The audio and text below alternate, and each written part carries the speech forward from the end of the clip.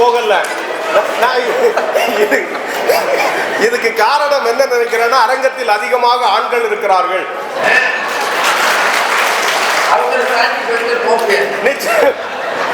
விட மாட்டாங்க.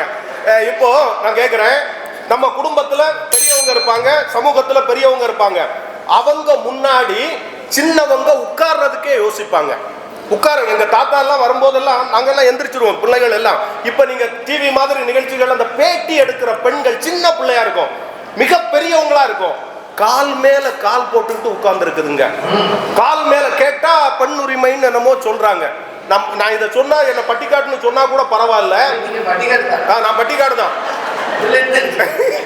இல்ல, எனக்கு ஆச்சரியமா இருக்குது. எவ்வளவு பெரிய சமூகத்தில் அந்தஸ்தோடு இருக்கிற, வயதிலும் எல்லாவற்றிலும் பெரியவர்கள் முன்னால் கால் போட்டு உட்கார்ந்திருக்கிற பெண்கள் எப்படி பாரம்பரியத்தை பாதுகாக்கிறார்கள் என்று அடுத்து வருகிற பேராசிரியை சொல்லணும். நீங்க பாட்டுக்கு நீங்க எல்லாம் யாரையுமே மதிக்கல. விளையாட்டை பற்றி எல்லாம் அந்த அம்மா சொன்னாங்க. சமீபத்தில் சாம்பியன்ஸ் டிராபி கிரிக்கெட் போட்டி இந்தியா வெற்றிகரமா அதை கோப்பையை கைப்பற்றியது. மிகப்பெரிய விளையாட்டு சாதனை அது.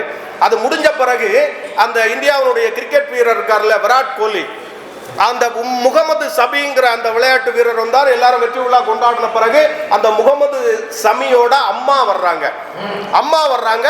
இவர் ஓடி போய் அம்மாவை பார்த்து அம்மா காலில் விழுந்து ஆசீர்வாதம் வாங்குறார். பார்த்தோமா இல்லையா?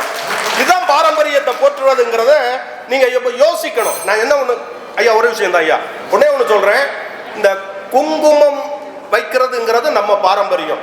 அதுக்கு நிறைய மருத்துவ காரணங்கள் இருக்கு, எல்லாமே இருக்குங்க. ஆனா ஸ்டிக்கர் போட்டு யாருங்க கண்டுபிடிச்சா? ஏங்க நான் இல்ல, நீங்க வேற. ஆனா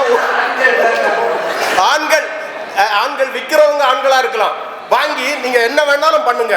நீங்க உங்க பேக்ல ஒட்டிக்குங்க, உங்க வீட்டு சோறுல ஒட்டுங்க, கண்ணாடியில ஒட்டுங்க, எங்க வேணாலும் ஒட்டுங்க. இந்த பஸ்ல சீட்ல ஒட்டாதீங்க. நான் ஒரு நாள் பட்டிமன்றம் முடிஞ்சு நைட்டு டிராவல் பண்ணும்போது பஸ் சீட்ல சாஞ்சு உட்கார்ந்து இருக்கேன். எங்க லேடி ஏதோ இப்ப எல்லா சீட்லயும் எல்லாரும் தான் உட்கார்றாங்க. உட்கார்ந்து போயிருக்கிறேன், சட்டையில ஒட்டி இருக்கு. நைட்டு வீட்டுல எங்க வீட்டம்மா பார்த்துட்டு என்ன இதுன்னு அப்பதான் கண்டுபிடிச்சேன். பொட்டு எப்படி வந்துச்சு? இது நல்லா இல்லைன்னுச்சு. நல்லா இல்லை. இந்த மாதிரி ஒரே பெண்கள் அந்த காலத்துல கணவனை வணங்குவாங்க. பதிபக்தின்னு ஒண்ணு இருந்தது. இப்ப அதையெல்லாம் சொல்றது இல்ல, பக்தியும் இல்ல. தேவாரம் திருவாசகம் எல்லாம் சின்ன பிள்ளைகளுக்கு தாய்மார்கள் சொல்லி தந்தாங்க. எங்க அம்மா எனக்கு சொல்லி தந்திருக்காங்க. எங்க வீட்டம்மா என் பிள்ளைகளுக்கு ரைம்ஸ் சொல்லி தருது. அப்ப பாரம்பரியத்தை சரியாக சொல்லி கொடுக்காதது பெண்கள். அதை நான் இப்படி சொல்லி நிறைவு பண்றேன். பாரம்பரியத்திலிருந்து வழி தவறி செல்வது பெண்கள். பாரம்பரியத்தை நோக்கி ராம்ராஜ் வேட்டியோடு கொண்டாடி கொண்டிருப்பது ஆண்கள் என்று சொல்லி வாய்ப்புக்கு நன்றி கூறி விடைபெறுகிறேன். நன்றி, வணக்கம். அதுக்கு மத்தியிலே அடித்து வருகிறார். மனைவி நல வேட்டல் சொன்னதே வேதாத்திரி மனைவி. நீங்க இதை ஆணுக்குரிய மரியாதையா பார்க்கணுமா, பெண்ணுக்குரிய மரியாதையா பார்க்கணுமா? ஏமாற்றுறீங்களா? அழகா சொன்னார். நெல்லிக்கட்டி கொடுத்தது யாரு? நான் என்னுடைய பாரம்பரியத்தை நான் காப்பாற்றுகிறேன், வீட்டுக்கு எடுத்து போயிருக்கலாம்ல. ஒரு அரசன் தன்னுடைய உயரத்தை விட்டு இறங்கி ஒரு புலவருக்கு அதை வழங்கி இருக்கிறான் என்றால் அரசனின் கொடை குணம் எவ்வளவு பெரியது. சாதாரணமானது. அவருடைய அரண்மனை வாசலில் நிற்கணும். அழைத்து வா என்று சொன்னால்தான் உள்ள போகணும். யார் வீட்டு போயிட்டீங்களா?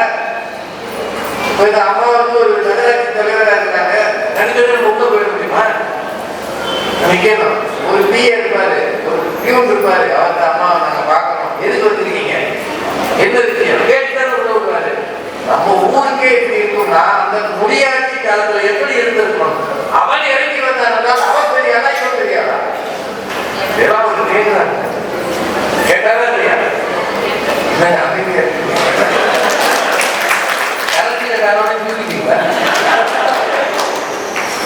உண்மையிலேயே ஆட்கள் அணி போராடி இருக்கிறது, ரொம்ப போராடி இருக்கிறது. அவர் 2 பேருக்கும் இப்ப பேசிய ராஜ்குமாருக்கு எல்லாரும் சார்பாகவும் வாழ்த்துக்கள் பாராட்டு.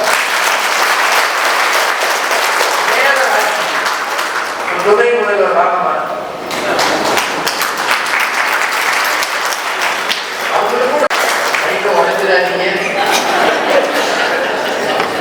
போற்றுதலுக்கும் வணக்கத்துக்கும் உரிய நடுவர் அவர்களே, ராம்ராஜ் காட்டன் நிறுவனத்திலிருந்து மிக பிரம்மாண்டமாக இந்த நிகழ்வை ஏற்பாடு செய்திருக்கின்ற ஐயா அவர்களே, சமுதாய சேவா சங்கத்தை சார்ந்த வணக்கத்துக்குரிய சான்றோர் பெருமக்களே, பெருந்திரளாக கூடியிருக்கின்ற ரசிகர் பெருமக்களே, உங்கள் அனைவரையும் வணங்கி மகிழ்கிறேன். எனக்கு முன்னால பேசின ராஜ்குமார் பேசினதுக்கு அப்புறம் என்ன பேசுறதுன்னு எனக்கு தெரியலங்க. அவசரமா போன் வந்துருச்சு, என்ன பண்றது? ஐயா, புரிஞ்சு பேசினா பதில் சொல்லலாம், புரியாமலேயே பேசுற ஆட்கள் கிட்ட என்ன பதில் சொல்றதுன்னு கேக்குறேன். ஔவையாருக்கு அதிகமா நெல்லிக்கனி கொடுத்தாருன்னா கொடுத்தது பெருசா வாங்கினது பெருசான்னு ஒரு பெரிய ஆராய்ச்சி பண்ணியிருக்காரு. இவர் ஒரு பள்ளிக்கூடத்து வாத்தியார் தானே. இவர்கிட்ட படிக்கிற ஒரு பையன் நல்லா படிச்சு 100 மார்க் வாங்கிட்டான்னு வைங்களேன், பரீட்சை பேப்பர்ல இவர் 100 மார்க் போட்டார். இப்ப பெருமை யாருக்கு? மார்க் வாங்கினவனுக்கா போட்ட வாத்தியாருக்கா? யார பாராட்டுவோம்? வாங்கின பிள்ளைய பாராட்டுவோமா இவரை பாராட்டுவோமா? நல்லா சொல்லி கொடுத்தாருன்னு வேணா சொல்லலாமே தவிர முழுமையான பெருமை அதை பெற்று பெருமை சேர்த்தவர்களுக்கு தான் போய் சேரணும். ஆமா, ஏறக்குறைய அந்த சிறப்பு தானே.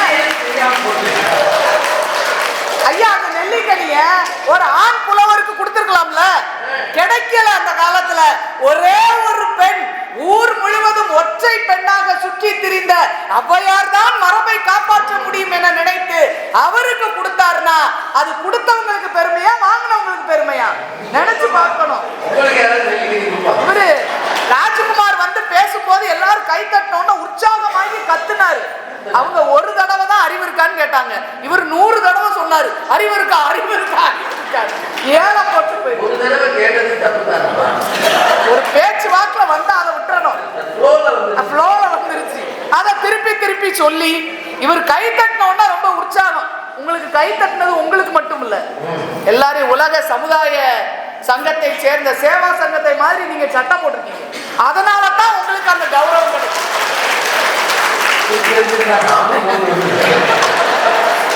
நடுவர் அவர்களே, 2 பேரும் என்ன பேசுறாங்கன்னு கேக்குறேன்.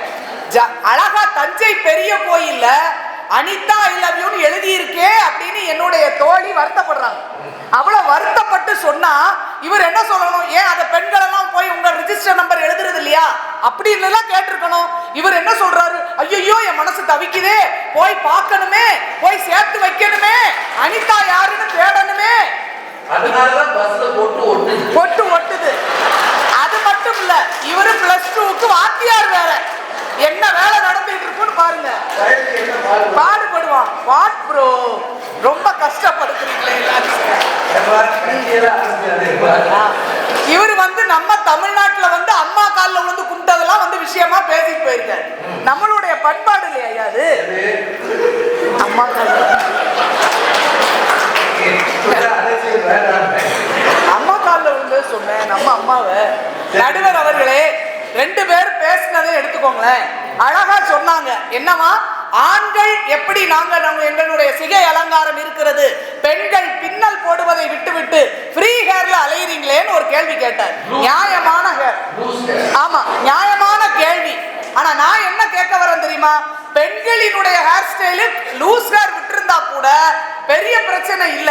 ஆனா பசங்க பள்ளிக்கூடத்துக்கும் கல்லூரிக்கு வராம பாருங்க, ஒரு ஹேர் ஸ்டைல இங்க பூரா வலிச்சு விட்டு மேல கூடைய கவுத்துற மாதிரி, அப்புறம் இங்க 2 கோடு, அதுக்கு மேல சலூன்ல ஃபயர் கட்டா தீய பொருத்தி வைக்கிறாங்க தலையில.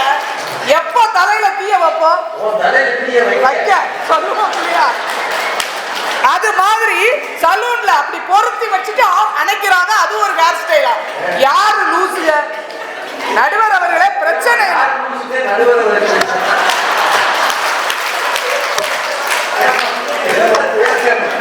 நடுவர் அவர்களே, பிரச்சனை எது ஆயிருக்குன்னு பாருங்க.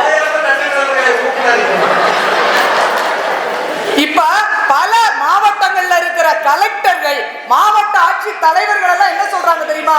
ஒவ்வொரு சலூன்லயும் போய் பள்ளிக்கூடத்துக்கு போற மாணவர்கள், கல்லூரி மாணவர்கள் இஷ்டம் போல வெட்டணும்னு வந்து நின்னா அவர்களுக்கு வெட்டுவது குற்றம் என்று சொல்கிறார்கள் என்றால் யாருடைய சிகை அலங்காரம் குற்றமாக மாறி இருக்கிறதுன்னு யோசிச்சு பார்க்கணும்.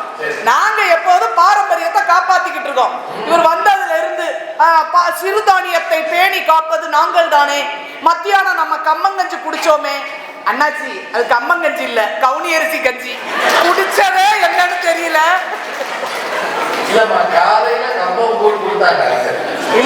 சமாளிக்காதீங்க. நடுவர் அவர்களே, மத்தியானம் குடிச்சதுதான் சொன்னார். இவர் மத்தியானம் சாப்பிட்டதுதான் சொன்னாரு. அங்க சேலத்துல சாப்பிட்டோமே, அது கம்மங்கஞ்சி இல்ல, கவுனி அரிசி கஞ்சி. அதுவே என்னன்னு தெரியாம இவங்க வந்து பாரம்பரியத்தை காப்பாத்துறோம்னு சொல்றாரு. அதனால ஒரு அரை மார்க் வேணா கொடுக்கலாம். நடுவர் அவர்களே ரொம்ப அழகா பேசினாங்க. வேதாத்ரி மகரிஷி அவர்கள் அருமையாக மனைவி நல வேட்பு நாள் வச்சிருக்காரு. எவ்வளவு உயர்ந்த நோக்கம். அதை நாம வணங்குவோம். அதோட நிறுத்தி இருக்கணும். ஒரு ஆண் தானே ஏற்பாடு செய்தார் என்று. இவர் என்ன சொல்றாரு? நீங்க அப்படி ஆண்களை வணங்கி இருக்கிறீர்களான்னு கேட்கிறார். என்னங்க இது பேச்சு? நாங்க எங்க சுமங்கலி பூஜை என்று வைத்து கணவன் நல்லா இருக்கணும்னு காலங்காலமாக வேண்டுவது பெண்கள். வரலட்சுமி நோன்பு செய்து கணவன் நல்லபடியாக வாழ வேண்டும் என வேண்டுவது பெண்கள். எப்படி இருந்தாலும் பரவாயில்ல. இல்ல இல்ல இல்ல, கம்மங்கஞ்சியா கவுனி அரிசி கஞ்சியான்னு கூட விவரம் தெரியாத கணவன் கூட நல்லா இருக்கணும்னு நினைக்கிறோம் பாருங்க. அங்கதாங்க எங்களுடைய பாரம்பரியம் அடங்கி இருக்கிறது என்பதை மறந்து விடக் கூடாது. அழகா சொன்னார், பரதநாட்டியம் ஆடியது பெண்கள் என்றால் அதற்கு ஆதியாக இருந்தவர் நடராஜர். நடராஜர் கூப்பிட்டு இங்க ஆட விட முடியுமா? அவர்கிட்ட இல்ல கத்துக்க தான் போக முடியுமா? ஆனால் அது ஒரு கருத்தாக்கம். ஆனா அதில கூட நம்ம புராணத்துல சொன்னாங்க பாருங்களேன், நடராஜருக்கும் காளிக்கும் நடனத்தில் போட்டி நடைபெற்றது. தில்லை காளிக்கும் நடராஜருக்கும் நடனத்தில் போட்டி. யார் மிக சிறப்பாக ஆடுகிறார்கள்னு போட்டி நடந்தது. இவரும் ஆடினார், தில்லை காளியும் ஆடினாள். இவர் ஒரு முத்திரை பதித்தால் அந்த காளி ஒரு முத்திரையை பதித்தாள். ஒரு நேரத்துல இவர் தன் காலை 90 டிகிரியில தூக்கி ஊர்த்துவ தாண்டவம் என்று ஒரு தாண்டவத்தை ஆடினார். இப்போது காளிக்கும் அந்த ஆட்டம் ஆட தெரியும். ஆனால் காலை தூக்கி ஆடுவது பெண்ணின் பண்பாட்டுக்கு குறைவு என்பதால் தான் தோற்றதாக தலைமுனிந்து ஒத்துக்கொண்டாள் காளி. அங்கே நடனத்தில் தோற்று இருக்கலாம், ஆனால் பெண்மையின் பாரம்பரியத்தை காப்பாற்றியதில் காளி வெற்றி பெற்றிருக்கிறாள் என்பதுதானே உண்மை. அப்போ பாரம்பரியத்தையும் மரியாதையையும் காலம் காலமாக காத்து வரக்கூடியவர்களாக பெண்கள் தான் இருக்கிறோம் என்பதை மறந்துவிடக் கூடாது. நடுவர் அவர்களே ரொம்ப சிறப்பா யோசிச்சு பாருங்களேன். நம்முடைய அண்ணாச்சி வந்தார். யாரு? நடிகர். அழகா வந்து அவர் என்ன பேசினாரு? வீட்டுக்கு ஒரு விருந்தாள கூட்டிட்டு போனா வீட்டுல இருக்கிற மனைவி விருந்தோம்பல் செய்யறாங்களா? நல்ல கேள்வி. அது அப்படியே தானே நிறுத்தி இருக்கணும். அடுத்தடுத்த வார்த்தையில தாங்க அவங்க சிக்கிக்கிறாங்க. வீட்டுக்கு விருந்தாள் வந்தா நீங்க கவனிக்கிறீங்களான்னு கேட்டா கூட நாங்க ஒத்துக்கிறோம். ஆனா என்ன சொல்றாரு? 4 நண்பர்களை ராத்திரி நேரத்துல கூட்டிட்டு வந்தா இந்த அம்மா முகத்தை தூக்குதேங்கிறாரு. நீங்க ராத்திரி நேரங்கட்ட நேரத்துல 4 நண்பர்களை கூட்டிட்டு வீட்டுக்கு வந்தா எந்த நல்ல பெண்களும் அதை ஏற்றுக்கொள்ள மாட்டார்கள். வீட்டுல சொந்தக்காரங்கன்னு சொல்லுங்க, அவங்களுக்கு விருந்து உபச்சாரம் செய்யாவிட்டால் பெண்கள் மேல குற்றம். ஆனா 4 நண்பர்கள் சும்மா பேசிக்கிட்டு உட்கார்ந்துக்கிட்டு ராத்திரி 11 மணிக்கு கூட்டிட்டு வந்து சாப்பாடு போடுன்னு சொல்லுவாரா? அதுக்கு போடலைன்னா குற்றம். கூட்டிட்டு வரேன்னு சொல்ல கூட கிடையாது. அப்படி வந்துட்டு நாங்க செய்யலங்கிறது ஒரு பெரிய குற்றம்னு பேசுறாங்கன்னா இவர்கள் 2 பேரையும் தயவு செய்து தள்ளுபடி செய்யும்படி கேட்டுக்கொள்கிறேன்.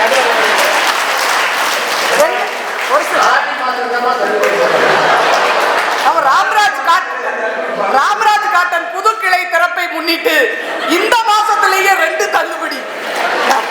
நடுவர் அவர்களே, ஒரு சில விஷயத்தோடு நிறைவு செய்கிறேன். நடுவர் அவர்களே ரொம்ப சிறப்பாக பண்டிகைகள் வருகின்ற போது யாருடைய பாரம்பரியம் யாரால் காப்பாற்றப்படுகிறதுன்னு யோசிச்சு பாருங்க. வீட்டுல பையனும் இருப்பான், பொண்ணு இருக்கும். இப்ப ஒரு பண்டிகை வந்த உடனே வீட்டுல விளக்கெல்லாம் பொருத்தி சாமி கும்பிட்டாச்சு, குளிச்சு வந்து புது ட்ரெஸ் எல்லாம் போட்டாச்சுன்னு வைங்களேன் பிள்ளைகள். இப்ப பையன் போடுறதுக்கும் பெண் குழந்தைகள் போடுறதுக்கு வித்தியாசம் பாருங்க.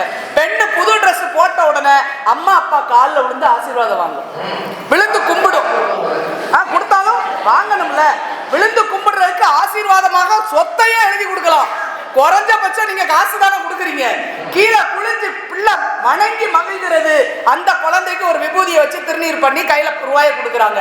ஆனா பையன் பெரும்பாலான வீடுகளில் காலில் விழுந்து கும்பிடுறதே கிடையாது, விழவே மாட்டான். அப்படியே நிமிந்து பார்த்துக்கிட்டே இருக்கான், இவர் காலெல்லாம் நான் விழணுமாக்கும் அப்படின்னு. இந்த இடத்துல பண்டிகைகளை கொண்டாடுறது யாருன்னு பாருங்க. அதே நேரத்தில் குலதெய்வ வழிபாடு என்பது காலங்காலமாக நாம் பின்பற்றி வரக்கூடிய ஒரு மரபு. இதுல போய் நேரங்காலத்துக்கு அந்தந்த நேரத்துல போய் நேர்த்தி கடனை செய்து பொங்கல் வைப்பது பெண்கள், பொங்க பொங்க வைப்பது ஆண்கள் என்பதை மறந்துவிடக் கூடாது. பொங்க பொங்கதான் திருவிழா நேரத்துல போய் பார்த்தா தெரியும், எங்க பொங்கிக்கிட்டு இருக்குன்னு தெரியும். அதை செய்பவர்களாக ஆண்கள் இருக்கிறீர்கள் என்றால் எங்கே நீங்கள் கொண்டாடி கொண்டு இருக்கிறீர்கள்? நடுவர் அவர்களே, வீட்டுக்கு 2 பெண்கள் திடீர்னு வராங்கன்னு வைங்க, ஏதோ பத்திரிகை கொடுக்கவோ ஏதோ வீட்டுக்கு வந்து விட்டால் கூட அவர்களுக்கு, பெண்களோ ஆண்களோ குடும்பத்தோட வராங்கன்னா அவர்களுக்கு வந்தவுடன் அவர்களுக்கு குடிப்பதற்கு தண்ணீரோ குளிர்பானமோ கொடுத்து உபசரிப்பதில் இருந்து வீட்டுக்கு வந்தவர்கள் திரும்பி செல்கின்ற போது அந்த பெண்களுக்கு மஞ்சள் குங்குமம் கொடுத்து திருப்பி வழி அனுப்பி வைப்பது வரை பாரம்பரியத்தை கட்டி காக்கக்கூடியவர்கள் பெண்கள் தானே தவிர ஆண்கள் கிடையாது. நடுவர் அவர்களே, ஒவ்வொரு நாளும் பௌர்ணமி வருது, அமாவாசை திதி வருகிறது, தர்ப்பணம் செய்ய வேண்டும், பெரியவர்களுக்கு செய்ய வேண்டும் என்று ஒவ்வொரு விஷயத்தையும் பாரம்பரியத்தையும் நினைவூட்டி வீட்டின் கௌரவத்தையும் பெருமையினையும் காப்பாற்றி நம் பாரம்பரியத்தை காக்கக்கூடியவர்கள் ஆண்களை விட பெண்களே என சொல்லி வாய்ப்புக்கு நன்றி பாராட்டி விடைபெறுகிறேன். நன்றி, வணக்கம். இந்த மாதிரி ஒரு விற்பனையகம், ஒரு ஷோரூம் திறப்பு விழாவை தமிழ் விழாவாக மாற்றிய ராமராஜ் காங்கிரஸ் நிர்வாகத்திற்கு அவர் என்னதான் செஞ்சிருக்கலாம். ஒரு நடிகையை கொண்டு வந்து திறப்போட வச்சிருக்கலாம். எனக்கு தெரிய அந்த மாதிரி அவர் செய்கிறதே இல்லை. அதுக்கு மொழிக்கு முக்கியத்துவம் தருவது, பண்பாட்டுக்கு முக்கியத்துவம் தருவது, கலாச்சாரத்தின் அடையாளத்துக்கு முக்கியத்துவம்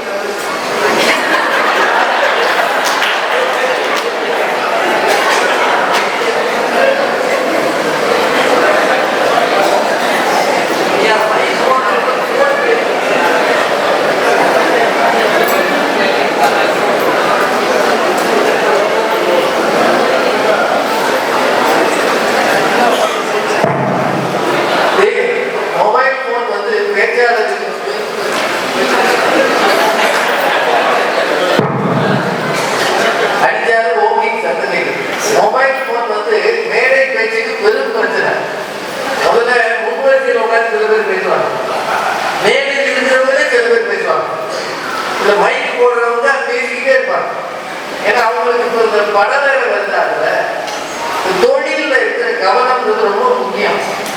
படம் வந்த பிறகு எங்க நான் இங்கேயும் இல்லை இருக்கிறது பல ஊர்ல நான் பார்க்கிறேன். மைக் போடும் போது அது சரியா இருக்கா, அது போகுதா வருதான்னு பார்க்கணும். எல்லாரும் பேசுவாங்க, படம் பார்ப்போம். நாங்களே 9 மணிக்கு ஓடணும்னு பார்த்துட்டு இருக்கோம். நான் 9 மணிக்கு முடிக்கிறேன் மாதிரி சொல்லியிருந்தேன். நீங்க எல்லாம் என்ன நினைப்பீங்க? இப்படிதான் இன்னைக்கு பண்ணுவாங்க, இஷ்டத்துக்கு பேசுவாங்க நினைப்பீங்க. இந்த பாரம்பரியத்தை கெடுத்துடக்கூடாது. நான் சொல்லிடணும். எனக்கு தெரிய ஒரு மொழிக்கு முக்கியத்துவம் தந்து இந்த மாதிரி ஒரு ஏற்பாட்டை செய்கிற பெரிய நிறுவனம் ராமராஜ்காக அவர்களுக்கு எல்லா ஏகப்பட்ட நிறுவனங்கள் வச்சிருக்கிறார். கல்விக்கு இந்த பகுதியில் மிகப்பெரிய சேவை செய்கிறவர். அவரே வந்து உட்கார்ந்து ரொம்ப பெரிய பாராட்டு. அவரோட சென்னையிலேயே கலைவாணர் நடத்துறது ஒரு பெரிய பட்டிமன்றம் நடத்தினார். அவங்க டிஎஸ்சி கம்பெனி சார்பாக அதெல்லாம் நடத்தி முடிஞ்சுக்கிறார். அவர் இங்க வந்து இருக்கிறது எல்லாருக்கும் ஒரு பெரிய மரியாதை, பெருமை. அவருக்கு எங்களது வாழ்த்துக்கள். சமுதாய சேவா சங்கம் சார்பில் வந்திருக்கிற அத்தனை உறுப்பினர்கள் இருக்கும். அவங்க ரொம்ப கண்ணியமா அந்த நிகழ்ச்சியை நடத்துறாங்க. அதிலேயே தெரிகிறது அவர்கள் என்ன கற்றார்களோ அதை வாழ்க்கையில் கடைபிடிக்கிறார்கள். அவர்களுக்கு வாழ்க்கை பெரும்பகுதி வந்தவர்கள் கிளம்பல, உட்கார்ந்துருக்கீங்க. ஏதாவது ஒரு முடிவு தெரிஞ்சுட்டு போகணும்னு உட்கார்ந்து.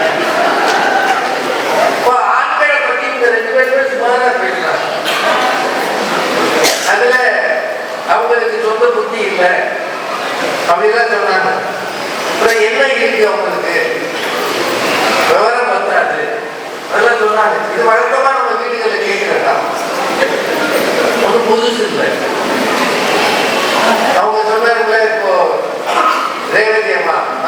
சுமங்கலி பூஜை பண்ணுகிறோம்.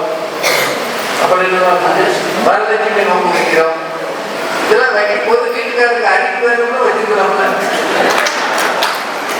பிரயோஜனம் இல்லைங்க. என்னமோ எங்க அப்பா தெரியாதமா கட்டி கொடுத்தாரு, நானும் என்ன சோத்தோட அறிவையும் மூன்றேன், அவனுக்கு வேலை செய்யறேன்னு சொல்லியிருக்கா இல்லையா? இல்லை நீங்க பாதி பூஜை தான் பண்றீங்களா? பண்ணிருக்கா இல்லையா? ஒரு மனிதன் ஒரு ஆளுமையாக இருக்கிறான் என்றால் அவன் வாழ்கிறான் என்று மட்டும் அர்த்தம் அல்ல, அவன் சரியாக வாழ்ந்தால் தான் அவன் ஆளுமை. ஒரு கணவன் சரியான ஆளுமையாக இல்லை என்றால் வாழ்ந்ததே அர்த்தம் இல்லையே. நீங்க செஞ்சீங்களா அப்படின்னு அவங்க கேட்கலாம். வாய்ப்பு ஆண்களை பெண்களும் பெண்களை ஆண்களும் இந்த மாதிரி பேசுவது என்பது வேடிக்கைக்காக சரி ஒரு சிறிய வர என் மனைவி மிகச்சிறந்தவர், அவரை போல் அன்பாளியை நான் பார்த்ததே இல்லை. ஆண்களுக்கு பேசினார், நீ என்ன நினைப்பீங்க? வேற ஊர்ல தான் நல்லா இருந்தாங்க, தர்மபுரியில வந்தோடனே தகவலூர்ல கலந்துட்டாங்க சொல்லுவீங்களா இல்லையா? வேடிக்கை பேசுறது. ஆனா ஆண்கள் இல்லாமல் பாரம்பரியத்தை நாம் பாதுகாக்க முடியுமா? பெண்கள் தைரியமா சொல்ல முடியுமா? நிறைய ஊர்கள்ல ஊர் கட்டுப்பாடுன்னு ஒண்ணு இருக்குல்ல, அது யார் கையில இருக்கு?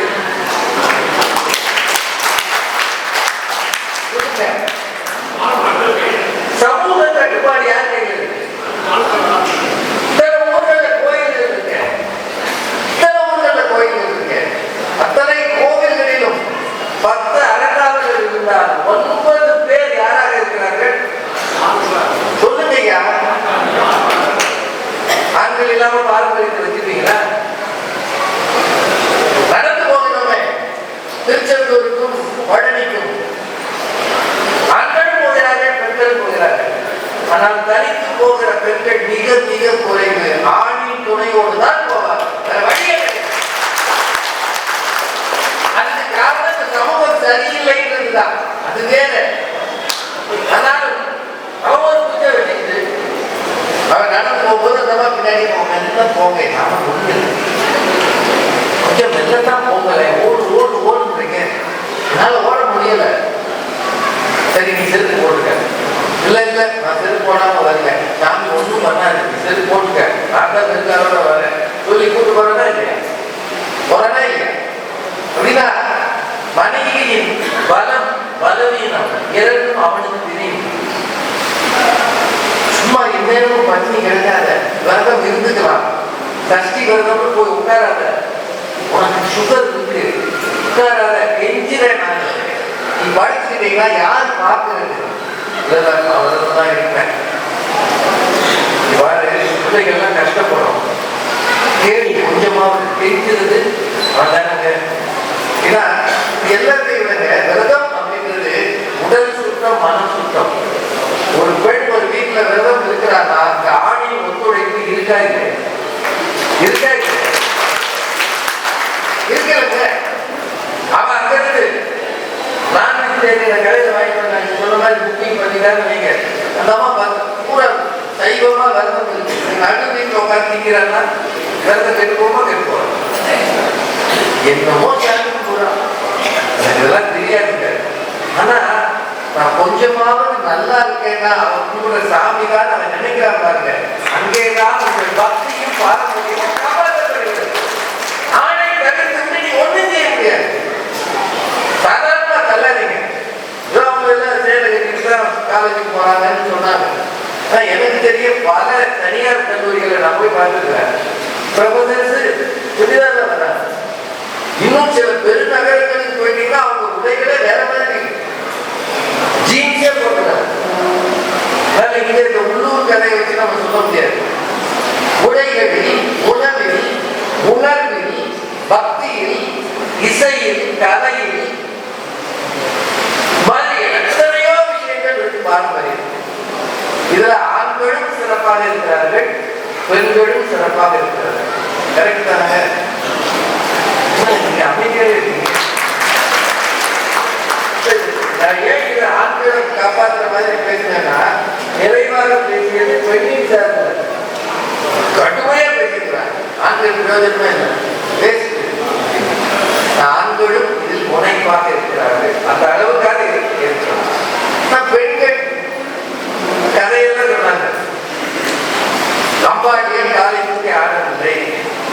அவரது வெற்றியை விட பாரம்பரியம் முக்கியம் அப்படின்னு ஒரு செய்தியை கொண்டாந்து வேலைக்கு போட்டாங்க. அது நியாயமான இடம்.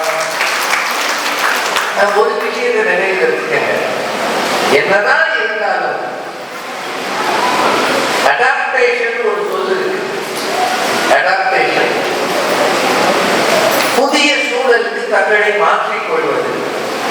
இதை நான் அதிகம் செய்கிறானா பெண் அதிகம் செய்கிறானா அப்படின்னு ஒரு கேள்வி கேட்கிறாங்க. எனக்கு தெரியும், நான் பல ஊர்களில் பார்த்துருக்கிறேன். ஆண் படக்கு மாறிடும். நம்ம ஊர்ல குடிக்கிற பழக்கம் பெருகி ஒரு 30 வருஷத்துக்கு முன்னாடி அது இல்லை. 1971 கல்விக்கடைகளாக வந்தப்போ நான் ஸ்டூடெண்டா இருந்திருக்கிறேன். இப்பெல்லாம் ஊருக்கு வெளியில தான் இருந்தது.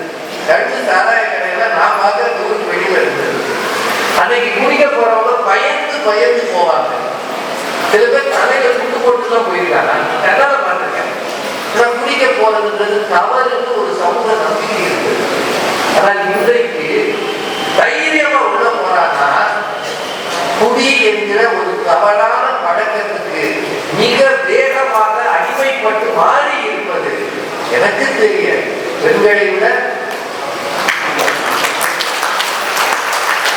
குடி மட்டும் இல்லைங்க, எந்த ஒரு விஷயத்துக்கும் எந்த அமெரிக்கா போனா உடனே மாறிடுவான், எது சிங்கப்பூர் போனா சீக்கிரமே மாறிடுவான், எம்என்சிக்கு போனா எம்என்சி கல்ச்சருக்கு ஆண்கள் சீக்கிரம் மாறி விடுவார்கள். எல்லாத்துலயும் அவன் அடாப்ட் பண்றதுல புதிய விஷயங்களை வாங்கிக் கொள்வதில் பெண்கள் இன்னும் கன்சர்வேட்டிவ் சொல்லுவாங்க. கட்டுப்பெட்டிகள், பழமைவாதிகள். அவ்வளவு சீக்கிரம் ஒத்துக்க மாட்டாங்க. மாலையில 6 மணிக்கு வீட்டுல விளக்கேற்றணும்னா எப்படி விளக்கேற்றிப்பாங்க? ஒரு பழக்கம்லாம் நம்ம ஊர்ல இருந்தது இல்லை. இப்ப இருக்குங்களா? இந்த பெண்களுக்கு இருக்குங்களா? சும்மா மாலையாடுற இதுல நீங்க உங்க இதுல சொல்லல, நான் பெரும்பகுதி பெண்களுக்கு சொல்றேன். வீட்டில் விளக்கேற்றும் போது வீட்டில் இருக்கக்கூடிய தேவையற்ற நெகட்டிவ் போர்சஸ் போய்விடுகிறது என்ற உண்மையே நினைவு. நீங்க 1000 லைட் போனதாங்க சின்ன அகல் விளக்கு நெய்யிலையோ நல்ல நெய்யிலையோ ஏற்றி ஒரு அரை மணி நேரம் அது ஒரு வீட்டுல வச்சிருந்து மனசுக்குள்ள வழிபட்டு எல்லாரும் வீட்டு நல்லா இருக்கணும், லட்சுமிகரமா இருக்கணும். யாரோ வந்து போறாங்க, வந்து போகிறவன் கண்ணீர் இந்த வீட்டுல பட்டிருக்கோம், அதெல்லாம் மாறணும்ன்ற செய்தியை மனசுக்குள்ள நீங்க நினைச்சீங்கன்னா இந்த வீடு சுபிட்சமாக இருக்கும். இன்னும் அதை பெண்கள் செய்கிறார்கள். நமக்கு குலதெய்வம் யார்? நினைவூட்டல் செய்வது. சின்னதா 2 முறை பயணிக்கணும், உடம்பு தெரியலைன்னா 2 தடவை டாக்டர் வந்துச்சுன்னா முதல் நாள் டாக்டர் போயிட்டு வந்தோம், திரும்ப டாக்டர் போறோம். டாக்டர் சொல்றாரு சரியாயிடும், இப்போ எல்லாமே கிளைமேட் மோசமா இருக்கு. முதல் நாள் மதுரையில் பார்த்தீங்கன்னா பயங்கர மழை, இன்னைக்கு வெயில். இப்படி ஒரு மாற்றத்தை நம்ம இப்பதான் பார்க்கிறோம்.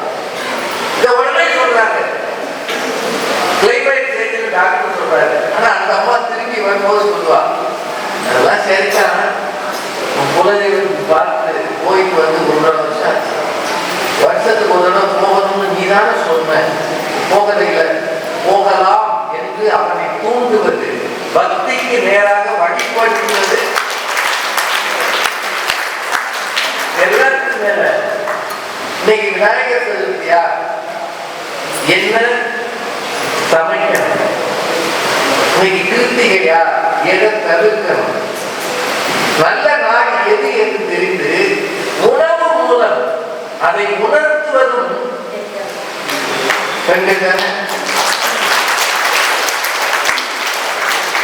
நல்ல இந்த ஊர்ல இன்னும் ஒரு விளக்கு ஏற்றணும்னா கூட, இந்த மாதிரி கூடத்தில் ஒரு குத்து விளக்கு ஏற்றணும்னா கூட யாரை கூட்ட ஏற்றுறாங்க? ஆமா, அது சொல்லும் போது அந்த விளக்கு ஏற்றும் போது அவங்க போய் நிக்கிற காட்சியை பார்த்துருக்கீங்களா? எல்லா பெண்களும் கம்பீரமா நிற்கிறாங்க. ஏன்னா இந்த விளக்கு மட்டுமல்ல, குடும்ப விளக்கும் அவர்களால் தான் ஏற்றப்படுகிறது. அந்த வெளி உலகத்தில் சத்தங்கள் போடுவதில்லை, அதிகாரம் காட்டுவதில்லை, நான் தான் லீடர் என்று சொல்லிக்கொண்டு நடப்பதில்லை. முன்னே கேட்கலாம், சமூக பாரம்பரியங்களை ஆண்கள் பாதுகாக்கலாம், ஆனால் குடும்ப பாரம்பரியத்தை பாதுகாப்பது எனக்கு என்னவோ பெண்கள் தான்.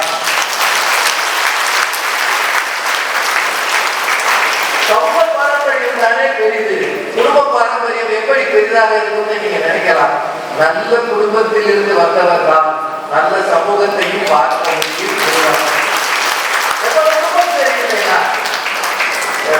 ஐயா நாகராஜன் ஐயா இருக்காரு, அவங்க வாழ்க்கை கதையை சொல்ல நான் கேட்கிறேன். அவங்க வீட்டுல இருந்து கிளம்பிய அந்த ஒழுக்கமும் அறிவும் தான் இன்றைக்கு இத்தனை பெரிய நிர்வாகத்தை உருவாக்கி இருக்கிறதா. ஒரு குடும்பம் தான் சமூகத்துக்கு உதவிகரமாக இருக்கிறது. பெண்கள் எத்தனை புதிய மாற்றங்கள் வந்தாலும், எத்தனை சமூக ஊடகங்கள் வந்தாலும், ஆர்டிபிஷியல் இன்டெலிஜென்ஸ் என்ற ஒன்றே வந்து சேர்ந்தாலும் நம்முடைய பாரம்பரியத்தை, பண்பாட்டை, கலாச்சாரத்தை, அடையாளத்தை அடுத்த தலைமுறைக்கு எடுத்து செல்வதில் சுணங்கி விடாதீர்கள். உங்கள் கையில் தான் இந்த தேசத்தின் மாண்புகள் இருக்கிறது. தயவு செய்து ராமராஜ் சாஸ்திரி எப்படி இந்தியாவுக்கு அடையாளமாக இந்த தமிழரின் அடையாளத்தை எடுத்து செல்கிறதோ அதுபோல நம்முடைய பண்பாட்டை, பக்தியை நீங்கள் எடுத்து செல்லுங்கள். எனக்கு என்னவோ இன்றும் 2025 இதை எடுத்து செல்வதிலே மிஞ்சி நிற்பவர்கள், பாரம்பரியத்தை பாதுகாப்பவர்கள் நம்முடைய குடும்ப பெண்கள் தான்.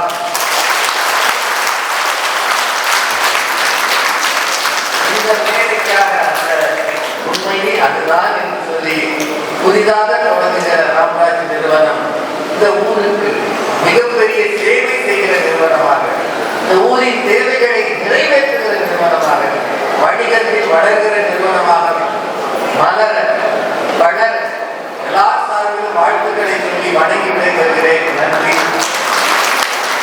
வணக்கம், வாழ்க வளமுடன்.